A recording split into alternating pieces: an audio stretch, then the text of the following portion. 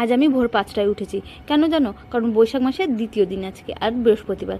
আমাদের মধ্যে যে কোনো একটা বৃহস্পতিবারে বৈশাখ মাসে শুভচণ্ডীর তেলপান দিতে হয়, তো আজ সেটা দিতে হবে। দেখো এখনও অন্ধকার, আর আমি স্নান টান করে শাড়ি টাড়ি পরে নিয়েছি।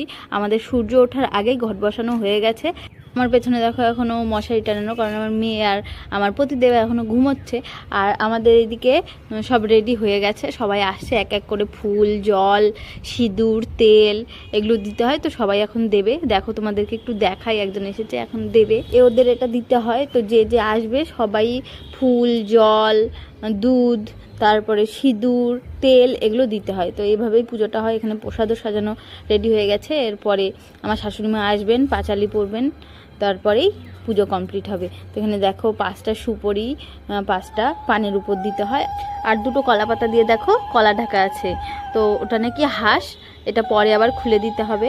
এটাই পুজোর নিয়ম। আমার বাপের বাড়ির এদিকে এই পুজোটা আমি দেখিনি সচরাচর। আমার শ্বশুরবাড়ির এলাকায় প্রায় সবাই করে, গোটা বৈশাখ মাস জুড়ে প্রায় সবাই করবে। তো দেখো সবাই চলে এসেছে, আর আমার শাশুড়ি মা পড়তে শুরু করে দিয়েছে পাঁচালি। আর সত্যি বলছে, আমার এই পুজোর পাঁচালিটা শুনতে এত ভালো লাগে। আমার শাশুড়ি মা এত সুন্দরভাবে পড়ে, এত সুন্দরভাবে বুঝিয়ে দেয়, আমার খুব খুব খুবই ভালো লাগে।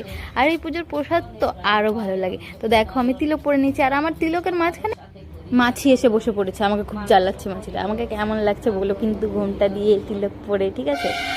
এদিকে আবার চলছে প্রসাদ মাখানোর পালা। তো সচরাচর যে আমরা দেখি নৈবেদ্য আতপ চাল দিয়ে দিতে হয়, তো এই পুজোতে সাবুদানা দিয়ে দিতে হয়। আমাদের এখানে সাবুদানা, কলা আর দুধ দিয়ে দেয়। আর এদিকে প্রসাদ দিয়ে দিচ্ছি দেখো সবাইকে।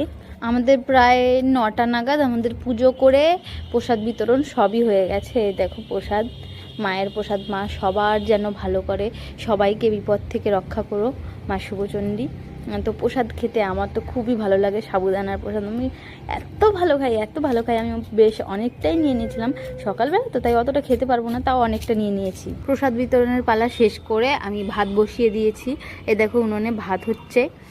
তো ভাতটা হয়ে গেলে তারপরে আরও সবজি টবজি রান্না করতে হবে। তার আগে আমি গিয়ে এই ঠাকুরটাকে ঘরে তুলে, মা শুভচণ্ডী ঠাকুরকে কিন্তু সারা বছর জলের মধ্যেই রাখতে হয়। তো আমরা প্রত্যেক বৃহস্পতিবার করে পাল্টে দিই জল, ফুল জল দিই, তেল সিঁদুর দিই আবার নতুন করে। তো আজকের ব্লগটা তোমাদের কেমন লাগলো কমেন্টে বলো।